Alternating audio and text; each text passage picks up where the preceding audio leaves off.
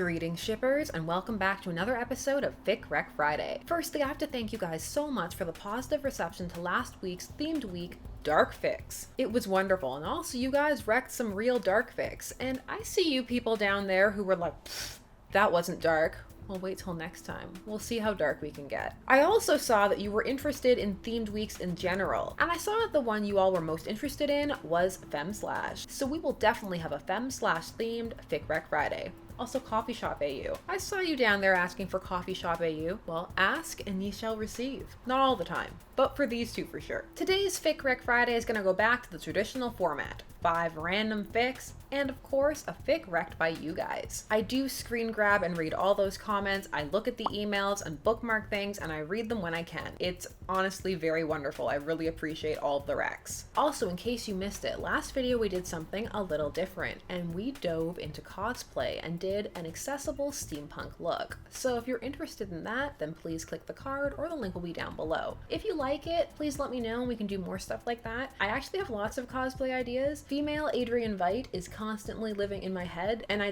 need to bring her out somewhere. I need an excuse. Before we get started, let us as always do our disclaimer. There are going to be all kinds of different fics wrecked here. Pairing fics, taboo fics, rival fics, all kinds. Everything is welcome here. It's all about sharing and exploring the different types of fics out there. So of course that means that there are going to be a variety of different opinions about them, and not everybody is going to like every fic, which is absolutely fine. Hopefully there'll be something you do enjoy, or maybe one of the recs down below might take your fancy, or of course you can check out one of the previous weeks. However, it must be reiterated that this is not a bashing space. If you don't like something or don't care for a fic, of course feel free to express it, but please be respectful and mindful, and there is absolutely no need to seek anybody out, author, reader, wrecker, for harassment purposes. Here is a space where fandom can be fundum, and it's always important not to assume someone's intent. Quick lickety split before we get to the recs. Also, please, if you haven't already, do follow on social media, just to keep up to date, chit chat about fandom, and know when we're streaming. It's all a good time, I swear. And now, let us get to the fics. We're gonna hop into a fandom that we haven't talked about ever on this channel. We haven't had occasion to. Perhaps one day it will come up. I hope it does. 5, 4, 3, 2, 1. It's the 1960s Thunderbirds fandom. Yes.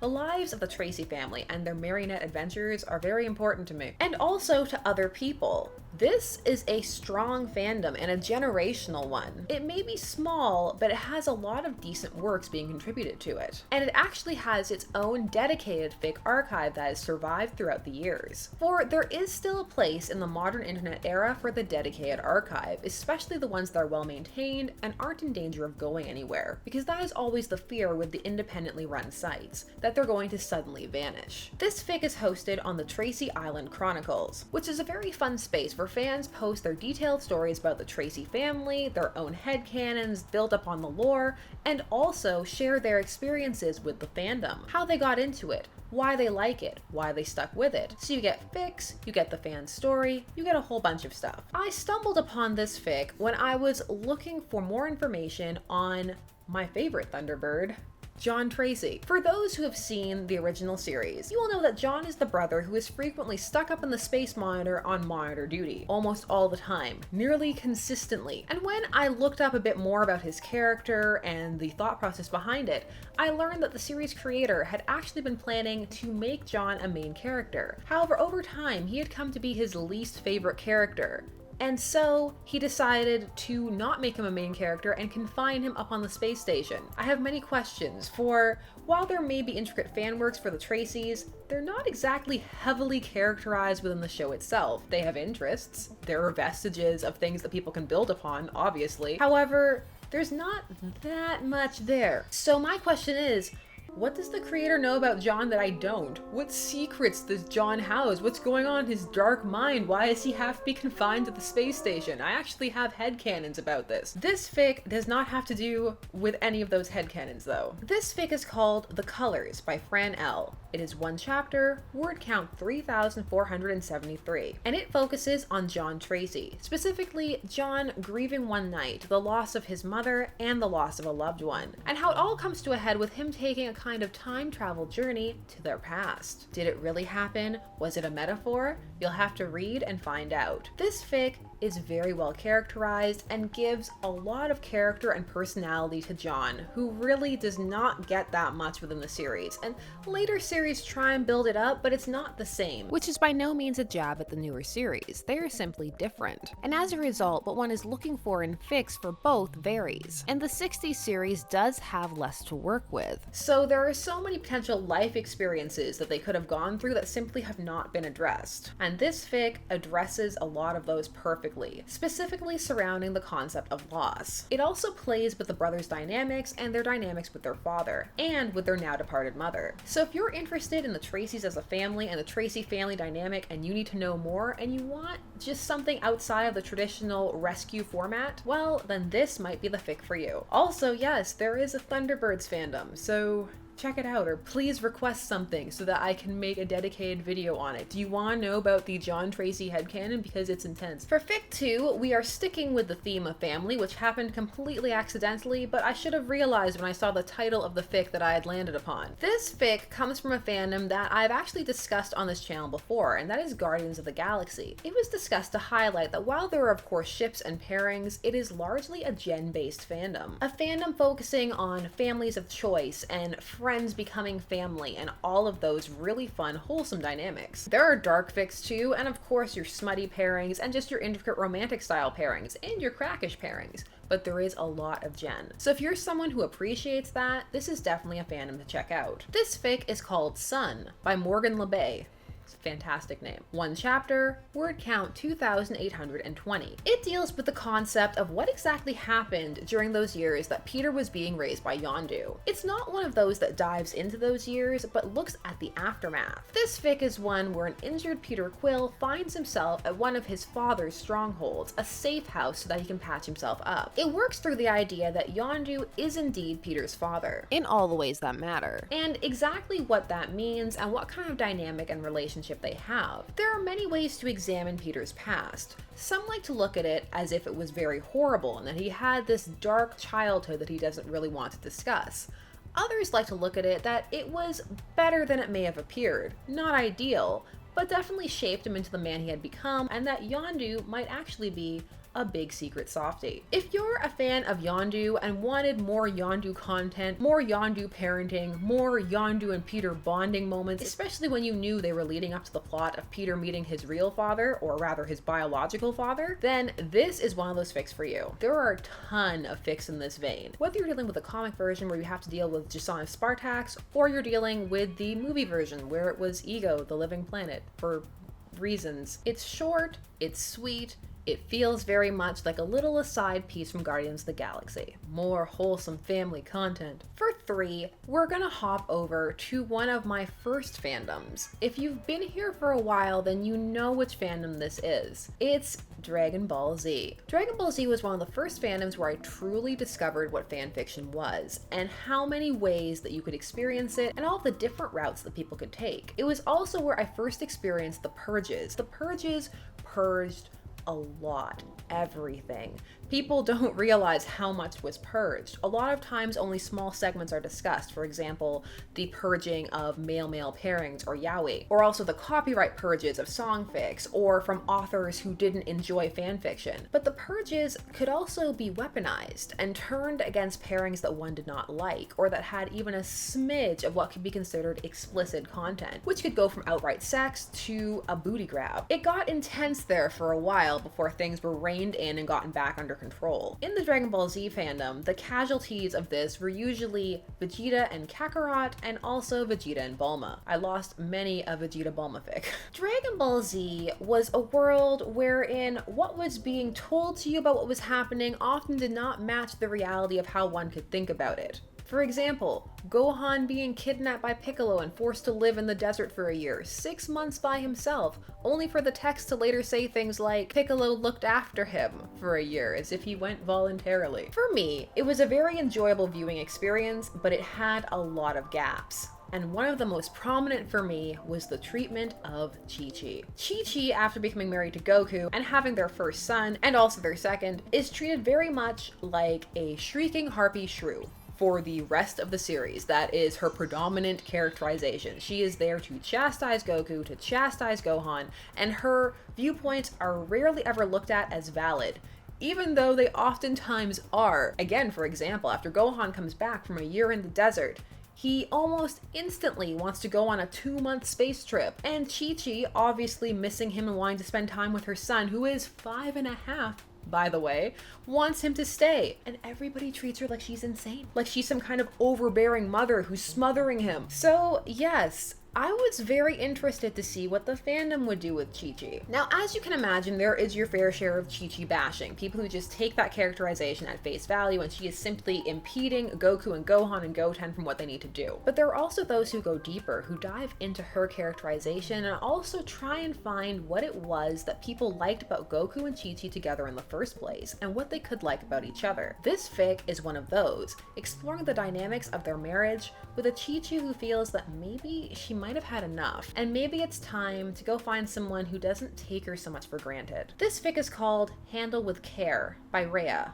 1 chapter, word count 4,292. It's told from both the perspectives of Goku and Chi-Chi, and it's very fair to both of them and doesn't make either seem OOC. So if you were someone who wanted to know a bit more about Chi-Chi, or someone who enjoys the idea of the pairing of Goku and Chi-Chi, or wants to, but the series is simply impeding them at every turn, then this is a fic for you. Number 4. I stumbled upon this one by accident. I was looking for another fic in this fandom. It was actually a fem/fic, but I found this one first, and upon rereading it, I remembered why I love it. We're going to take another look into the Sherlock fandom, and we're going to be focusing on the oft-maligned character of Molly Hooper. The Sherlock fandom at its height was difficult to navigate for some, let's phrase it like that. And it was especially difficult if one was a fan of Molly Hooper. There was very much a consensus that the show was not treating Molly to the best of its ability. Now, some felt that this invalidated her as a character entirely and felt that she was weak, anti-feminist, anti-woman, and that she shouldn't even be there. While others found merit in the character but felt that the way the show treated her was atrocious, and so they didn't want to deal with her. And others still saw her potential and what she could be and really wanted to play with that. And some always liked Molly from the start and felt that her characterization was interesting, and while potentially needing some tweaks, didn't necessarily make her weak, but instead nuanced and in need of some more screen time. There was also the added factor of pairing Molly. It was not popular to pair Molly with either John or Sherlock, because many in the dominant pairing of John Locke felt that that was impeding upon the pairing, or that the shipper was being homophobic. There was a lot happening in this fandom at its height. It has since calmed down and it is easier to maneuver, but it is also not quite as popular. It has its diehards and people who will always be there, but of course, as time passes, as with all things, it's not producing works quite as rapidly. And John Locke is still very much the dominant ship, though not quite as aggressively so, especially post-Series 4. We'll throw a cautionary at the time of this recording in case that mythical Series 5 does ever actually occur. It will occur now because I said it with such skepticism, just to prove me wrong. This fic is called An Avalanche of Detour Signs by Jism, which if you see the spelling could also potentially be pronounced another way. It is 1 chapter, word count 56,053. And if one wants to see exactly what kind of climate fans were navigating, you need to look no further than the disclaimer. First and foremost, warnings. This fic covers the entirety of Molly's experience for both seasons of Sherlock, and thus deals with the aftermath of her relationship with Jim Moriarty. As such, there are some sexual trauma themes in this story. If for your own self-care that is not the kind of thing you should be reading, please give the story a pass. Additionally, this story A uses the show but not the additional blogs as canon, and B works off the premise that Molly is a morgue attendant, not a coroner within the series. I know that goes against some fanon. If it is your headcanon that Molly's a coroner, please feel free to consider this an AU, in which she's a morgue attendant, and everything else is exactly the same. Now, of course, there are some who always leave disclaimers like that. They are simply being cautious. However, fandoms like Sherlock at its height, with how quickly things could escalate, breed that kind of cautiousness. Which is not to say that it didn't have its positive aspects, because it 100% did, and in fact, a lot of elements of the Sherlock fandom were very involved in charity work. It could simply also, at the same time, on the flip side, get very intense. As with anything, it depends where one is. That very greatly impacts a fan's experience. Now, this fic is all about Molly. It's from Molly's perspective, it's Molly all the time, and it's giving Molly her due without taking her out of character. This isn't about turning Molly into some hardened, wizened badass. It's about taking the Molly that's there, with all of her flaws, foibles, her slightly meek nature, and working with that, and having her come into her own person, but not radically changing her. It feels very much like an arc that Molly could have gone through within the series had she been allowed to. It deals with her relationship with Sherlock, Jim Moriarty, and of course, Lestrade, Greg. Believe it or not, I always look up the pronunciation before I start, and then it slips like sand through a sieve. It's both simultaneously in my mind. So he is just forever for me, Inspector Greg. It is a kind of slow burn / getting back together fic involving Molly and the aforementioned Greg. But it also deals with all of the canon in between. In short, it's one of those AUs that works within canon, but builds it up, playing with the kernels and things unseen to create a fuller story for a character that has often been ignored, and in all frankness, deserve better. So if you're a fan of Molly, or want to see why someone could end up liking the character, then this is definitely a fic for you. She deserves happiness. Number 5, you're gonna need to have time for number 5. I know I tend to rec a lot of one-chapter fics, and that's because I tend to read those most consistently, because my multi-chapter fics are ever ongoing, and also sadly with the multi-chapter fic, not all of them end up being finished. And while I will rec works in progress or works that have been abandoned or on hiatus, I try not to rec them too often because I know it can be very frustrating for some readers. Even though there are some works in progress that do feel complete. You know what I'm talking about, and also let me know if you have any of those down below. This fic is from a fandom with a very dominant pairing and concept, and if you followed my gesture, you'll know what fandom this is for. This is a rare pair for this fandom within the realm of the Miraculous Ladybug. Miraculous Ladybug has a very active fandom and shipping community, and yet it can sometimes skirt below the radar because it is relatively drama-free. It focuses mainly on the love square, the identity porn shenanigans of the two main characters who also have two secret superhero identities who don't know each other's identities right away, and it's a thing, and they have alternate crushes, and it's like a Shakespeare play basically. So if you enjoy identity porn, this is definitely a show you will enjoy. It is kiddish, but in my opinion, not in an unwatchable way. Of course, mileage varies. Because this is a kid's show aimed at a younger demographic, there is a lot of work being done in fandom, building it up and filling it in. More backstories, more villains, more adventures, more varied adventures, because the episodes can be a bit repetitive. And this pairing, I know you want to know, you need to know. This is a pairing of Marinette and Chloe. That's right, her popular rival, her stereotypical popular rich rival who wants to be her superhero identity, but also does not care very much for her everyday Clark Kent persona. Oh, and also canonically, she's interested in her crush. All of the stereotypical things you could think of. Personally, I really loved fics that take stereotypical characters and flesh them out and add a lot more to them. And this one does that and is also an AU. This fic is called Best Frenemies by Taco Muerte. 10 chapters, word count 71,202. It is part 1 of the series with part 2 ongoing at the time of this recording. The series is called Nature Under Constraint and Vexed. The second part is called Divided Loyalties. It is currently 5 chapters and is set to be 10. Its current word count is 37,759. This fic continues from where the last part left off, and now deals with the girls' relationship, and deals with Chloe entering into this whole identity porn landscape. This fic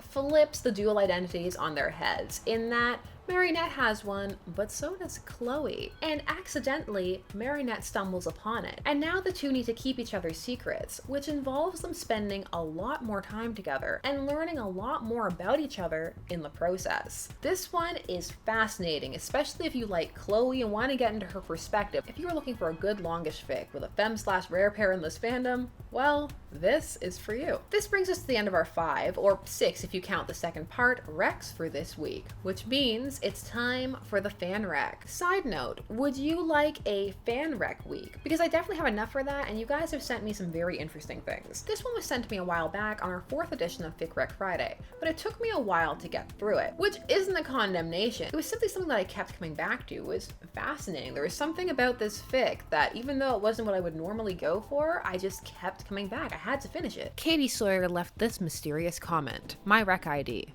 Flying Free, complete Star Trek alt original movie. Kirk/Khan. I loved how vague this was. It simply was drawing me to it with a Khan Kirk think about it style statement. Essentially, Khan, Kirk, think about it. When I got to this fic, I discovered that Flying Free by Blue Raccoon is 64 chapters and 264,386 words. And it's a wing fic. It is an alternate timeline Star Trek fic wherein Kirk and Khan have wings. It follows through the events of the end of the film and then continues on in an alternate universe wherein Khan ends up joining the crew and awakening a bunch of his former eugenics war brethren. It is very interesting, but it is written in a style that will not be for everyone, in that it is very dialogue heavy. Most of this fic is the characters talking to each other, and what little descriptions there are of environments or what the characters are doing read more like a play, like stage directions, or like you're reading a transcript of an episode. So if you don't mind reading things that feel like they're in that format, this can be something you get a lot of enjoyment out of. However, if you're not one for dialogue heavy fics, then this may not be for you, as sometimes it feels that the characterizations could use a bit of beefing up, but the plot is really interesting. And if you're a sucker for the idea of Kirk and Khan working together and for there being a twist to Khan or a different way to look at him that really does more than what the film ultimately ended up doing, then this fic has a lot of merit. Like I said, I kept coming back to it. It haunted me. Kirk and Khan both have wings. Kirk and Khan have wings. Kirk and Khan have wings. The Khan is on the wing. This fic was also written for the Star Trek alternate timeline kink meme. Again, proving that not all kink meme requests need to be very smutty. Also, it must be noted that the author isn't sure if this qualifies as self-indulgent or a crack fic, so bear that in mind when you're dealing with a fic's tone. If you have the time and this sounds like it's up your alley, then definitely check it out. And of course, thanks for the rec. Thank you so much for joining me on another Fic Rec Friday. Next week, it's going to be themed. Is it going to be Femslash? Is it going to be coffee? You're going to have to tune in and find out. Also, I'm sure you've been mesmerized by this Venom hoodie. For yes, after Venom, I was inspired to buy this Hot Topic hoodie because I'm that person. The movie is 100% flawed, but it is very enjoyable, and it brought so much more awareness to Vetty/Simbrock than there was before, so I'm very excited about that. But, unfortunately, I can never wear this in public, for I was tricked, for the model was clearly short, and this is, dun dun dun, a crop top. It is a full-blown crop top, which if I wear it correctly, rests just under my bosom. There we go. I'm not saying that I'm anti-crop top, but I will admit to being perplexed by the crop top sweater. It is heading into winter here, and this will serve very little function, except for indoors and on camera for Fic Rec Friday. Thank you so much for taking some time out of your day to spend it thinking about recs with me. I'm looking forward to seeing all of your recs down below. I can't wait for next week, and also another thing to be excited about, for those of you who watch the streams, well, you'll know that we were talking about fandom tea, and the fandom tea arrived. All of that said, there are, as always, more videos coming soon. Shipping, fandom tropes, Fic Recs, and so much more. I love exploring all of these wonderful different aspects of fandom with you, and I can't wait to see you again. Until then, let's get to that outro. Bye-bye. This has been Shipper's Guide to the Galaxy. Don't forget to like, share, comment, and subscribe. Special thanks to all of my patrons, names on the side, for helping to make these videos possible, and for helping us streamline and determine content. There are, as always, more videos coming soon, so until then, stay tuned, for there are as many ships out there as there are stars in the sky.